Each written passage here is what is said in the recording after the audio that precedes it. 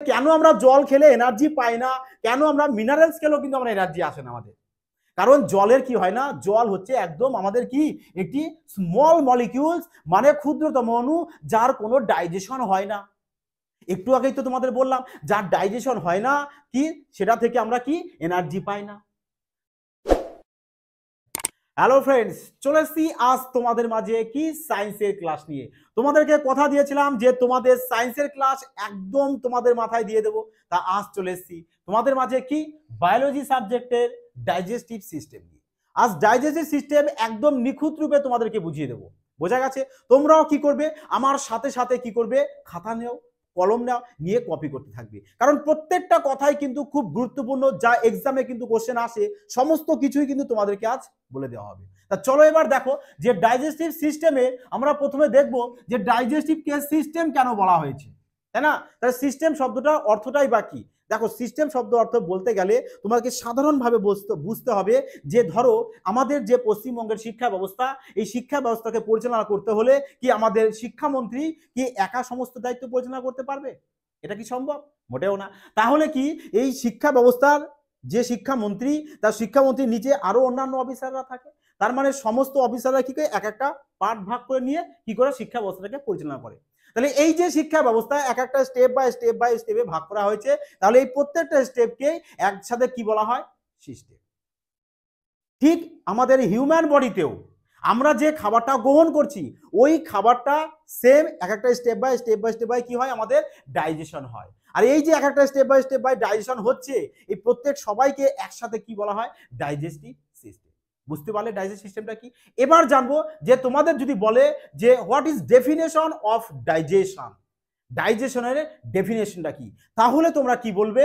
ধরো এই যে ডাইজেশন মানে বলা হয় কি পাচন, তাই না? তাহলে ডাইজেশন বলতে ধরো আমরা যে খাবারটা খাই, সেটা কি খাই? আমরা যে খাবারটা খাই সেটা আমরা কমপ্লেক্স ফুড খাই, তার মানে আমরা কি জটিল খাদ্য খাই, তাই না? কমপ্লেক্স ফুড খাচ্ছি আমরা, কমপ্লেক্স ফুড।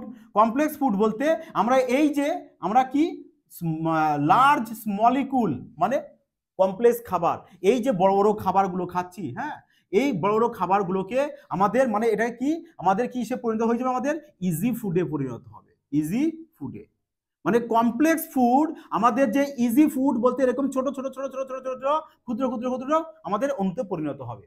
তার মানে এই যে আমাদের কমপ্লেক্স ফুড আমাদের যখন ইজি ফুডে পরিণত হবে, তখনই কিন্তু এই ইজি ফুডটা আমাদের কোথায় চলে যাবে? সেলে। কারণ তোমরাও জানো সেল হচ্ছে কি হিউম্যান বডিতে সবচেয়ে ক্ষুদ্রতম একক, তাই না? তাহলে এত ক্ষুদ্রতম একক কি এত বড় কমপ্লেক্স ফুডকে কি গ্রহণ করতে পারবে? মোটেও পারবে না। তাহলে এর জন্য কি দরকার? আমাদের ক্ষুদ্র ক্ষুদ্র অর্থাৎ ইজি ফুডের প্রয়োজন।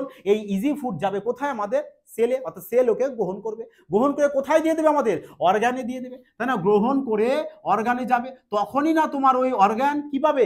এনার্জি পাবে। ধরো এই যে আমি পড়াচ্ছি, তোমাদের লিখছি, আমার এই যে হাতটা কাজ করছে, তাই না? তার মানে কি এনার্জি দরকার। তাহলে এখানে এনার্জি কেন দরকার? কারণ আমি কি খেয়েছি? আমি ধরো শর্করা জাতীয় খাবার খেয়েছি, মানে ধরো আমি তার কমপ্লেক্স ফুড খেয়েছি, এই কমপ্লেক্স ফুডটা কিসে কনভার্ট হয়েছে?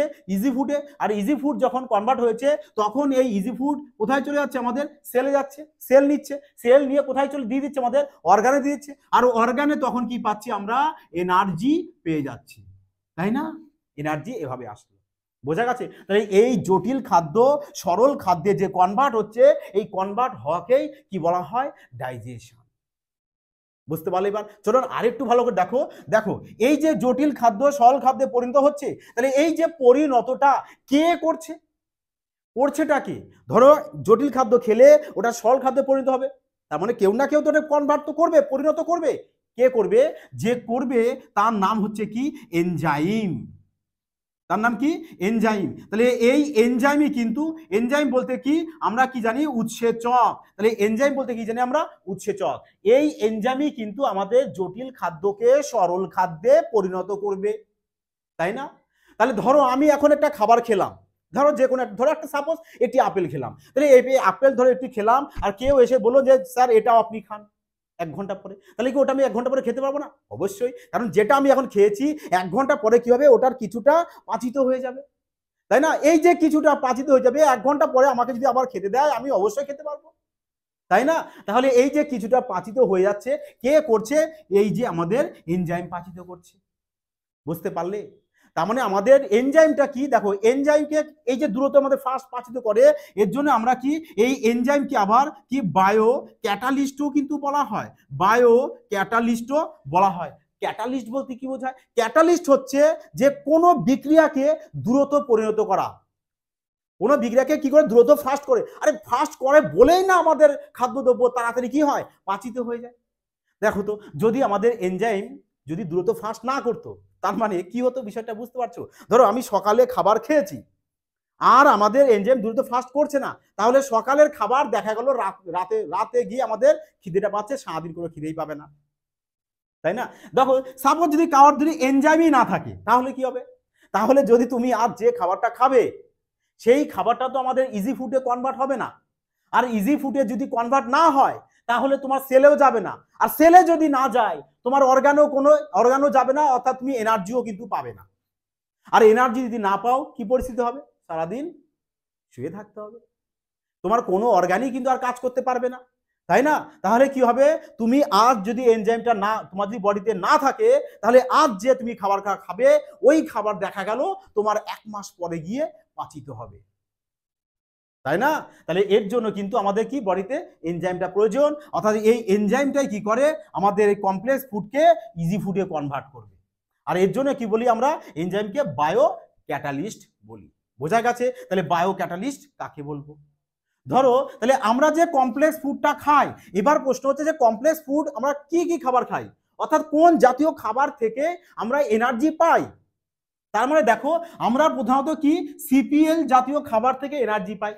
সিপিএল বলতে স্যার আপনি কি Caribbean, C for Caribbean premium লিগের কথা বলছেন? না, ক্যারিবিয়ান প্রিমিয়াম লিগ নয়, তুমি জাস্ট মনে রাখতে পারো যে আমরা যে ক্যারিবিয়ান প্রিমিয়ার লিগ এটা থেকেও এনার্জি পাই, জাস্ট বোঝানোর জন্য বললাম। তাহলে সি ফর হচ্ছে কি এখানে আমাদের কার্বোহাইড্রেট, সি ফর হচ্ছে আমাদের কার্বোহাইড্রেট, আর পি ফর হচ্ছে কি আমাদের প্রোটিন, আর এল ফর হচ্ছে কি আমাদের হলো আমাদের লিপিডস। তার মানে আমরা কার্বোহাইড্রেট, প্রোটিন এবং লিপিডস এই তিনটি খাদ্য থেকে কিন্তু আমরা এনার্জি পাই। বুঝতে পারলে? তাহলে কি আমরা জল থেকে অর্থাৎ ওয়াটার থেকে কি কোনো এনার্জি পাই না? এই তিনটে থেকে কি এনার্জি পাবো? ইয়েস, এই তিনটে থেকেই আমরা এনার্জি পাই, কারণ এই যে তিনটে খাদ্য রয়েছে কি লিপিড জাতীয় খাদ্য, প্রোটিন জাতীয় খাদ্য আর কার্বোহাইড্রেট বা শর্করা জাতীয় খাদ্য যেটা বলো, এই তিনটে খাবারই কি হয় আমাদের ডাইজেশন হয়, আর যার ডাইজেশন হয় তার থেকে কি আমরা এনার্জি পাই। বুঝতে পারলে? তাহলে কি জল খেলে অর্থাৎ ওয়াটার খেলে কি আমরা এনার্জি পাবো না? আরে মুশকিল তুমি বলো, তুমি যদি জল খেলে যদি এনার্জি পেতে তাহলে সবাই কি করতো? কেউ কোনো কাজকর্ম করতো না, সবাই যে যার নদীর ধারে গিয়ে বসে থাকতো, খিদে লেগেছে নদীর থেকে জল তুলে খেয়ে নিত, তাই না? তাহলে কেন আমরা জল খেলে এনার্জি পাই না? কেন আমরা মিনারেলস খেলেও কিন্তু আমরা এনার্জি আসে না আমাদের? কারণ জলের কি হয় না, জল হচ্ছে একদম আমাদের কি একটি স্মল মলিকিউলস, মানে ক্ষুদ্রতম অণু, যার কোনো ডাইজেশন হয় না। একটু আগেই তো তোমাদের বললাম যার ডাইজেশন হয় না কি সেটা থেকে আমরা কি এনার্জি পাই না। তাহলে কি আমরা জল থেকে কি এনার্জি পাবো? যদি তোমাকে বলা হয় একটি কোশ্চেন দেখবা তোমাদের গ্রুপ ডি এক্সামে আগে এসেছিল, যে যদি তোমাকে 1 গ্লাস জল দেওয়া হয় আর যদি বলা হয় যে 1 গ্লাস জল খেলে অর্থাৎ 1 গ্লাস জলে কত ক্যালোরি এনার্জি তুমি পাবে, তা কি বলবে তুমি? তার মানে 1 গ্লাস জলে কত ক্যালোরি পাবো? আমি 0 ক্যালোরি এনার্জি পাবো। তাহলে জলে কোনো এনার্জি পাওয়া যায় না, তার জন্য জল খেলে আমরা কোনো শক্তিও পাবো না। বুঝতে পারলে? তাহলে এবার চলো আমরা যে 3 জাতীয় খাবার খেলে এনার্জি পাই, যে লিপিড জাতীয়, প্রোটিন জাতীয় আর কার্বোহাইড্রেট জাতীয়, এদের সম্বন্ধে একটু জাস্ট জানবো। তা চলো এবার দেখো আমরা কি কার্বোহাইড্রেট, প্রোটিন আর লিপিড সম্বন্ধে যথাসামান্য জানবো, তারপরে প্রপার এর ডিটেলস তোমাদের পড়াবো যখন তোমাদের আমি কি পড়াবো, খাদ্য সম্বন্ধে পড়াবো, অর্থাৎ নিউট্রিশন সম্বন্ধে পড়াবো তখন। ঠিক আছে? তা চলো এবার দেখো বলেছি কি কার্বোহাইড্রেট। তাহলে এই কার্বোহাইড্রেট যখন আমরা খাই, দেখো এই কার্বোহাইড্রেটকে প্রধানত কি আমরা স্টার্চ রূপে স্টার্চ বলতে পারো। তার মানে এই কার্বোহাইড্রেটটা আমরা যখন খাবো তখন আমাদের এই কার্বোহাইড্রেট কিসে কনভার্ট হয়ে যায়? এই কার্বোহাইড্রেট তখন আমাদের কিসে কনভার্ট হয়ে যাবে? তখন আমাদের গ্লুকোজে কনভার্ট হয়ে যাবে। তার মানে যদি আমরা কার্বোহাইড্রেট খাই তাহলে ওই কার্বোহাইড্রেটটা কি আমাদের বড় বড় পার্টিকেলস, তাহলে ওটা কি হবে? আমাদের ক্ষুদ্রতম পার্টিকেলস, অর্থাৎ গ্লুকোজে কনভার্ট হবে। তার মানে তাহলে যখন এই কার্বোহাইড্রেট গ্লুকোজে যখন কনভার্ট হবে তখনই কিন্তু আমরা কি পাবো, এনার্জি পাবো, তাই না? এর জন্য দেখবে তোমাদের এক্সামও কিন্তু এসেছিল, যেমন আরআরবি জেই এক্সামে এসেছিল যে একজন অ্যাথলেটিককে তৎক্ষণাৎ শক্তি অর্জনের জন্য কোন জাতীয় খাদ্য দেওয়া হয়। তাহলে কোন জাতীয় খাদ্য বলবে, বলবে তাহলে কার্বোহাইড্রেট জাতীয় কি দেওয়া হয়, গ্লুকোজ। তার মানে যদি তুমি তৎক্ষণাৎ শক্তি অর্জন করতে চাও, মানে তোমার এনার্জি যদি তৎক্ষণাৎ প্রয়োজন পড়ে, তাহলে ইনস্ট্যান্ট যে এনার্জি দেবে তাকে কি বলবো আমরা, গ্লুকোজ বলবো। তাহলে যদি তুমি গ্লুকোজ খাও তাহলে দেখবা তুমি তৎক্ষণাৎই তুমি কি পেয়ে যাবে, শক্তি অর্থাৎ এনার্জি পেয়ে যাচ্ছ। বুঝতে পারলে? এই যে কার্বোহাইড্রেট আমাদের গ্লুকোজে কনভার্ট হচ্ছে, তা যদি বলা হয় এই কার্বোহাইড্রেটকে গ্লুকোজে কে কনভার্ট করে, কোন এনজাইম করে স্যার, তাই না? কোন এনজাইম করবে, সেই এনজাইমের নাম হচ্ছে কি, অ্যামাইলেজ এনজাইম। অর্থাৎ অ্যামাইলেজ এনজাইমই কিন্তু কার্বোহাইড্রেটকে গ্লুকোজে কনভার্ট করে। বুঝতে পারলে? এই গ্লুকোজ যেন আবার কিসে কনভার্ট হয়, এই গ্লুকোজ আবার কিসে কনভার্ট হয়ে যাবে, গ্লুকোজ আবার গ্লাইকোজেনে কনভার্ট হয়ে যাবে। গ্লাইকোজেনে কনভার্ট হয়ে যায় কি, গ্লুকোজ। তার মানে বুঝতে পেরে এবার যে কার্বোহাইড্রেট আমাদের কি বড় বড় পার্টিকেলস, গ্লুকোজ বড় থেকে কি হলো, ছোট পার্টিকেলস তৈরি হয়ে গেল, তারপরে গ্লাইকোজেন একদম ক্ষুদ্র ক্ষুদ্র পার্টিকেলস তৈরি হয়ে গেল।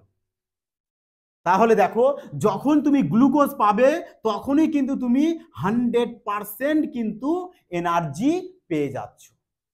তাহলে বলো, যদি এখান থেকে তোমাদের একটি কোশ্চেন আসে যে কার্বোহাইড্রেট তো গ্লুকোজে কনভার্ট হচ্ছে, গ্লুকোজ আবার গ্লাইকোজেনে কনভার্ট হচ্ছে, তখন গিয়ে আমরা প্রপার 100% এনার্জি পাই। তাহলে যদি বলে যে কার্বোহাইড্রেটের সব থেকে ক্ষুদ্রতম অণুর নাম কি, তাহলে কি বলবে, গ্লাইকোজেন। তাহলে এবার চলো এখানে এই যে প্রোটিন, আমরা যদি যে প্রোটিনটা খাই, দেখো তার আগে একটি কথা, তোমাদের যদি এখান থেকে প্রশ্ন কিন্তু আসে এক্সামে ভরপুর মাত্রায় আসে যে মানব দেহের মুখবিবরে কোন জাতীয় খাদ্যের পাচন সর্বপ্রথম শুরু হয়, তাহলে তোমরা কি বলবে যে মানব দেহের মুখবিবরে সর্বপ্রথম এই কার্বোহাইড্রেট জাতীয় খাদ্যের পাচন শুরু হয়। বুঝতে পারলে? এই কোশ্চেনটিও কিন্তু এক্সামে ভীষণ মাত্রায় এসে থাকে। তাহলে এই যে মুখবিবরে, তাহলে যদি বলে তোমাদের মুখবিবরে কার্বোহাইড্রেটকে কে কোন এনজাইম তোমার গ্লুকোজে কনভার্ট করবে, তাহলে আমাদের মুখবিবরে কোন এনজাইম থাকে, মুখবিবরে থাকছে আমাদের কি, অ্যামাইলেজ এনজাইম। এই অ্যামাইলেজ এনজাইমই তুমি যে কার্বোহাইড্রেট বা শর্করা জাতীয় খাবারটা খাচ্ছ ওই শর্করাকে গ্লুকোজে কনভার্ট করে দিচ্ছে কে, অ্যামাইলেজ। বুঝতে পারলে? এখানে তা চলে এসো এবার প্রোটিনে। এই যে প্রোটিন, তুমি প্রোটিন জাতীয় খাবারটা খেলে, তাহলে এই প্রোটিন জাতীয় খাবার আমার প্রোটিনটা কিসে কনভার্ট হয়ে যায়, প্রোটিনটা কিসে কনভার্ট হবে, আমাদের প্রোটিন কনভার্ট হয়ে যায় পেপটোনসে, অথবা পেপটাইডও বলতে পারো তুমি, পেপটোনস বা অবলিক দিয়ে তোমরা পেপটাইডও লিখতে পারো। তাহলে প্রোটিন কনভার্ট হচ্ছে কিসে, আমাদের পেপটোনসে, তাই না? প্রোটিন কনভার্ট হচ্ছে কিসে, পেপটোনসে। আর এই পেপটোনস আবার কিসে কনভার্ট হয়, পেপটোনস আবার কনভার্ট হয়েছে কিসে, আমাদের পেপটোনস কনভার্ট হয়ে যাবে অ্যামিনো অ্যাসিডে, অ্যামিনো অ্যাসিডে। তাহলে তুমি বলো দেখি এবার, যদি তোমাকে এবার কোশ্চেন দেয় যে আমি যে প্রোটিনটা খাচ্ছি সেই প্রোটিনটা কি ছিল আমাদের, সেই প্রোটিনটা ছিল আমাদের লার্জ মলিকিউল, তার থেকে ছোট তৈরি হয়েছে কি আমাদের পেপটোনস বা পেপটাইড, তার থেকেও ছোট কি তৈরি হচ্ছে আমাদের অ্যামিনো অ্যাসিড। তাহলে এবার যদি তোমাদের এক্সামে কোশ্চেন আসে যে বলো তো যে প্রোটিনের সব থেকে ক্ষুদ্রতম অণুর নাম কি, তাহলে তুমি কি বলবে, তাহলে বলবে যে স্যার প্রোটিনের সব থেকে ক্ষুদ্রতম অণু কি উৎপন্ন হচ্ছে, আমাদের অ্যামিনো অ্যাসিড, তাই না? যখন এই অ্যামিনো অ্যাসিড উৎপন্ন হবে তখনই কিন্তু তুমি কি পাবে, 100% এনার্জি পাবে। তাহলে এখানে দেখো বুঝতে পেরেছো, তার মানে কার্বোহাইড্রেট যখন আমরা কার্বোহাইড্রেট কিসে কনভার্ট হয়ে গেলে আমরা 100% এনার্জি পাচ্ছি, যখন আমাদের গ্লাইকোজেনে পরিণত হবে তখনই 100% এনার্জি পাবো। আর প্রোটিন যখন অ্যামিনো অ্যাসিডে পরিণত হবে তখনই কিন্তু আমরা 100% এনার্জি পাবো। তাহলে এই যে প্রোটিনকে পেপটোনসে কনভার্ট হচ্ছে বা পেপটাইডে কনভার্ট হচ্ছে, যদি প্রশ্ন আসে যে কে কনভার্ট করে, কোন এনজাইম কনভার্ট করে, তাহলে কি বলবে তোমরা, যে ট্রিপসিন। কে কনভার্ট করছে, এটা আমাদের ট্রিপসিন কনভার্ট করে দিচ্ছে, ট্রিপসিন উৎসেচক কনভার্ট করে দেয়। বোঝা গেছে? তাহলে চলে আসো এবার লিপিডস, বা একে তোমরা ফ্যাটও বলতে পারো, তাই না? তাহলে এই যে লিপিডস, লিপিডস তাহলে কিসে পরিণত হবে, লিপিডস তো আমাদের কি লার্জ মলিকিউলস, তাহলে এটা কিসে কনভার্ট হবে আমাদের, এটা কনভার্ট হয়ে যাবে আমাদের কিসে, ফ্যাটি অ্যাসিডে। কিসে কনভার্ট হয়ে যাচ্ছে আমাদের, ফ্যাটি অ্যাসিডে। এই ফ্যাটি অ্যাসিড আবার কিসে কনভার্ট হবে, এই ফ্যাটি অ্যাসিড হয়ে যাবে আবার কি গ্লিসারলে কনভার্ট হয়ে যাবে। কিসে কনভার্ট হয়ে যাবে আমাদের, গ্লিসারলে বা গ্লিসারলে কনভার্ট হয়ে যাবে। বুঝতে পারলে? তাহলে দেখো লিপিড কনভার্ট হচ্ছে ফ্যাটি অ্যাসিডে, ফ্যাটি অ্যাসিড চলে গেছে কিসে, গ্লিসারলে। যখন গ্লিসারলে যাচ্ছে তখনই কিন্তু তুমি 100% এনার্জি পাবে, তার আগে কিন্তু 100% এনার্জি তুমি পাচ্ছ না। বোঝা গেছে? তার মানে যখন লিপিড যাবে ফ্যাটি অ্যাসিড, ফ্যাটি অ্যাসিড থেকে গ্লিসারল, তার মানে দেখো আমরা যে এই যে তিনটে কম্পোনেন্ট খাচ্ছি আমরা কি, সিপিএল মানে কার্বোহাইড্রেট, প্রোটিন আর লিপিড খাচ্ছি। যখন এই তিনটে খাচ্ছি তারপরে এই তিনটে কনভার্ট হয়ে যখন এই যে তিনটে উৎপন্ন হয়েছে একদম স্মলেস্ট মলিকিউল মানে সব থেকে ক্ষুদ্রতম একক কি কি, গ্লাইকোজেন, অ্যামাইনো অ্যাসিড আর হচ্ছে গ্লিসারল। যখন এই তিনটে উৎপন্ন হচ্ছে তখনই কিন্তু আমি 100% এনার্জি পাচ্ছি, অর্থাৎ এদের থেকে কিন্তু আমি এনার্জিটা পাই। বোঝাতে পেরেছি? এবার সবাই কি বুঝতে পারলে যে কেমন, যে আমরা এনার্জি কোন জাতীয় খাবার থেকে পাচ্ছি এবং কিসে কনভার্ট হয়ে পাচ্ছি। আর এখানে চলে আসো, এই যে আমাদের লিপিড খাচ্ছি এই লিপিডটা তো ফ্যাটি অ্যাসিডে পরিণত হচ্ছে। তাহলে এখান থেকে যদি তোমাদের প্রশ্ন আসে যে লিপিডসকে ফ্যাটি অ্যাসিডে কোন উৎসেচক পরিণত করছে, তাহলে কি বলবে, তাহলে বলবে তোমরা কি, লাইপেজ। লাইপেজ উৎসেচক তোমার লিপিডসকে ফ্যাটি অ্যাসিডে পরিণত করবে। বুঝতে পারলে? তাহলে এবার পারবে আশা করি তোমরা সবাই এক্সামে, যদি তোমাদের এখান থেকে যাবতীয় যা প্রশ্ন আসো। তাহলে দেখো এবার যদি তোমাদের বলে যে বলেছিলাম যে কি, যে ডেফিনেশন দাও কার, ডাইজেশনের, তা কি বলবে তোমরা, আমরা যে এই যে বড় বড় পার্টিকেলস যে খেলাম, এই যে বড় বড় পার্টিকেলস কিসে কনভার্ট হলো, এই ক্ষুদ্র ক্ষুদ্র পার্টিকেলসে পরিণত হলো। অর্থাৎ লার্জ মলিকিউল যখন আমাদের স্মল মলিকিউলসে পরিণত হবে, তাহলে পরিণত হওয়াকে কি বলবো আমরা, ডাইজেশন। ক্লিয়ার হয়েছে? এবার যে তোমাদের যদি বলে যে what is definition of digestion, তাহলে তোমরা কি বলবে, যে আমরা এই যে লার্জ মলিকিউল যখন আমাদের ক্ষুদ্রতম মলিকিউলে পরিণত হবে এবং যে পরিণত করবে কে, অর্থাৎ লার্জ মলিকিউল উৎসেচকের সাহায্যে স্মল মলিকিউলে কনভার্ট হওয়াকেই আমরা বলবো কি, ডাইজেশন। বলো এবার ক্লিয়ার হয়েছে? আর তোমাদের দ্বিতীয়বার কি এই ডাইজেশনের সংজ্ঞা মুখস্থ করতে হবে আমার মনে হয়। আচ্ছা এটা মুছে দিই, চলো যাওয়া যাক। তাহলে এবার আমরা কি জানবো, যে আমরা যে খাবার দাবারটা গ্রহণ করছি ওই খাবার দাবারটা আমাদের কিন্তু কি হয়, যে 5টা স্টেজে কিন্তু আমাদের হয়, তাই না? যে তোমাদের যদি বলে যে যে কটা স্টেজে আমরা যে খাবার দাবারটা গ্রহণ করছি ওটা কমপ্লিট হচ্ছে, তাহলে কি বলবে, যে 5টা স্টেজ। এটাও কিন্তু তোমাদের আরআরবি 2022-এর গ্রুপ ডি এক্সামে এসেছিল। তাহলে আমাদের কি কি স্টেজ রয়েছে, আমাদের কি কি স্টেজ, নাম্বার 1-এ লিখে নাও সবাই, কি লিখবো আমরা, ইনজেকশন মানে আমরা কি খাদ্যদ্রব্য যেটা গ্রহণ করছি। তারপরে 2 নম্বর কি জানবো আমরা, ডাইজেশন। তার মানে প্রথমে খাবার আমরা মুখ দিয়ে নিলাম, গ্রহণ করলাম, খাদ্য গ্রহণ, খাদ্য গ্রহণ করলাম, তারপরে খাদ্যটা কি হবে আমাদের, ডাইজেশন হবে মানে পাচন হবে। তাহলে এখানে লিখে দাও যে ডাইজেশন মানে পাচন। তা পাচন হলো, তারপরে কি হবে, যদি পাচন হওয়ার পরে কি হবে, এটা নিশ্চয়ই ওই খাওয়াটা কি করবো আমি, শোষণ করব, মানে কি করব আমরা, অ্যাবজর্পশন করব। তাহলে এ বি অ্যাবজর্পশন লিখে দাও। তাহলে শোষণ করলাম, তার শোষণ করার পরে কি করবো, এবার যে শোষণ হয়ে গেছে এবার কি করবো, ওটার আত্তীকরণ করব মানে সমস্ত সেলে পৌঁছে দেব, তাই তো? তাহলে নাও, তাহলে কি লিখবো আমরা এবার, অ্যাসিমিলেশন। অ্যাসিমিলেশন মানে হচ্ছে কি, আত্তীকরণ। তাহলে খাবার গ্রহণ করলাম, খাবার কি করলাম, গ্রহণ করলাম, তারপরে তার ডাইজেশন হলো, তারপরে কি হচ্ছে, আমরা ওটাকে শোষণ করলাম, তারপরে কি হচ্ছে, ওটার আত্তীকরণ হচ্ছে মানে সমস্ত অর্গানে ছড়িয়ে যাচ্ছে।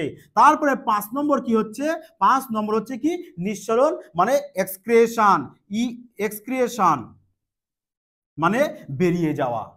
বোঝা গেছে? তাহলে এই 5টি ফেজে কি হয়, আমাদের ডাইজেশনটা কমপ্লিট হয়। বোঝা গেছে? তাহলে এই 5টা ফেজ জানলাম। এবার আমরা কি জানবো, আরেকটি বিষয়, সেটা হচ্ছে কি, যদি এই যে ডাইজেশন করছি এই ডাইজেশন কটা স্টেপে হয়। দেখো ডাইজেশন প্রধানত আমাদের 2টো স্টেপে হয়, তাই না? কোথায়, চলো এবার দেখি সেটাও একটু। দেখো যে ডাইজেশন তোমাদের বললাম, তোমরা এভাবে লিখে নাও যে ডাইজেশন। লিখলে লেখার পর দেখুন দুটো পার্ট করে দেবে হবে। তাহলে একদিকে কি লিখবো, যে আমরা যে খাবারটা খাচ্ছি ওই খাবারটা আমাদের একটা নালি দিয়ে যাচ্ছে, ক্যানেল দিয়ে যাচ্ছে, ক্যানেল দিয়ে এক জায়গায় যাবে, গিয়ে কি হবে আর গ্ল্যান্ডে গিয়ে গিয়ে কি হবে ওখানে পাচিত হবে। তাহলে এদিকে লেখো তোমরা কি এলিমেন্টারি এলিমেন্টারি ক্যানেল, এলিমেন্টারি ক্যানেল মানে আহার নালী মানে খাদ্য নালী। আর একদিকে কি লিখবো আমরা ডাইজেশন গ্ল্যান্ড, ডাইজেশন কি লিখবো আমরা গ্ল্যান্ড, গ্ল্যান্ড বলতে কি গ্রন্থি, বোঝা গেছে। তাহলে একদিকে ডাইজেশন গ্ল্যান্ড আর একদিকে কি এলিমেন্টারি ক্যানেল। ডাইজেশন গ্ল্যান্ড বলতে আর এলিমেন্টারি ক্যানেল বলতে, এলিমেন্টারি ক্যানেল হচ্ছে যে আমাদের যে খাবারটা যেখান দিয়ে যাবে অর্থাৎ যে নালী দিয়ে যাবে। তাহলে দেখো তাহলে প্রথমে খাবার আমরা কোথা দিয়ে দিচ্ছি, মুখ দিয়ে, মুখটাও তো দেখো তো একটা নালীর মতো, তাই না? তাহলে এইখানে আমরা প্রথমে কি হবে আমরা কি লিখবো যে মাউথ, মানে খাবার প্রথমে কোথা দিয়ে যাবে, আমরা খাবার প্রথমে মাউথ মুখে দেবো। এবার মুখে গিয়ে খাবারকে কে তোমাকে পাচিত করবে, মানে খাবারকে কে তোমার মুখে তো দিচ্ছি তুমি পড়ো পার্টিকেলস, তাহলে ওটাকে তোমাদের পাচিত করতে কে সহায়তা করবে, টিথ আর কে, আর হচ্ছে তোমার টাং, তাই তো, টিথ আর টাং এরা দুইজনা সহায়তা করবে। তাহলে এরা যে সহায়তা করবে দুজনা কাকে, তোমার এই খাবারকে কি করবে স্মল মলিকিউলসে বানাতে সহায়তা করবে।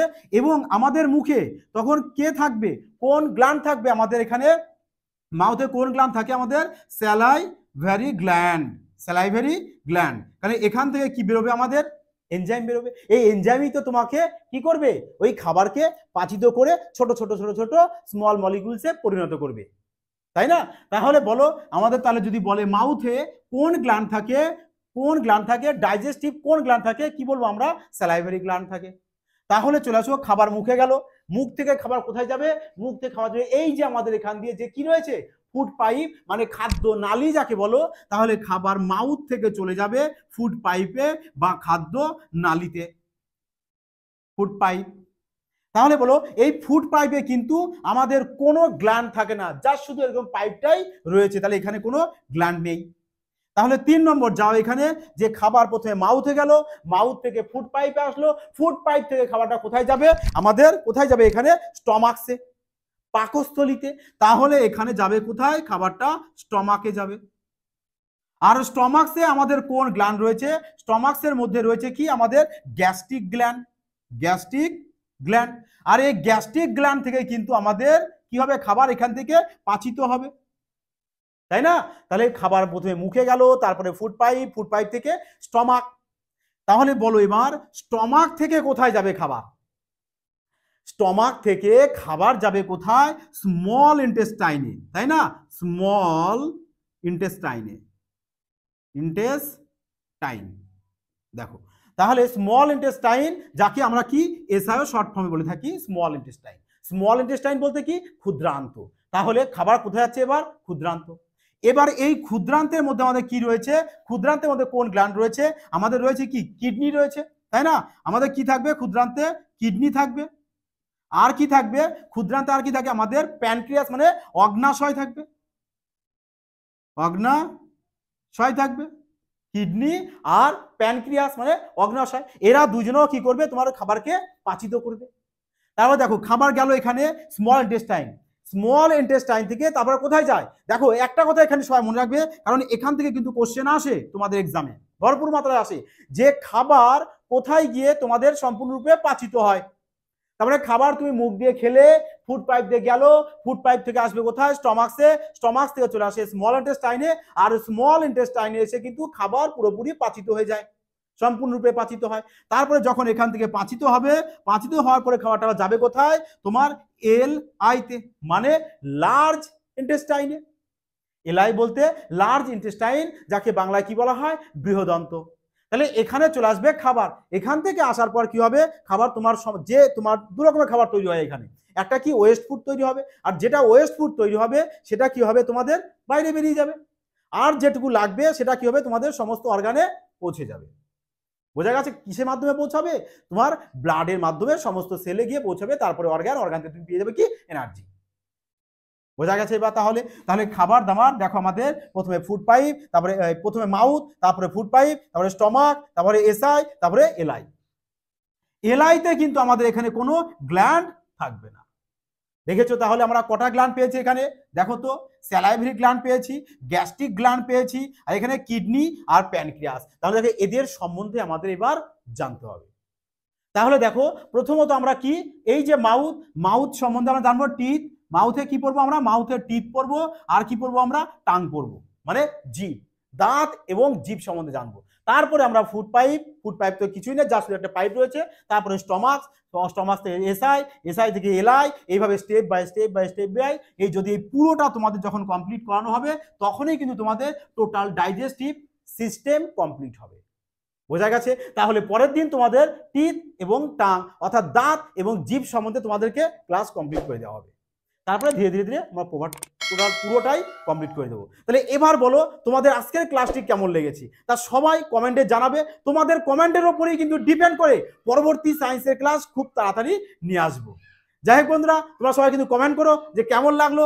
যাই হোক বন্ধুরা, তোমরা ভালো থাকবে, সুস্থ থাকবে। জয় হিন্দ।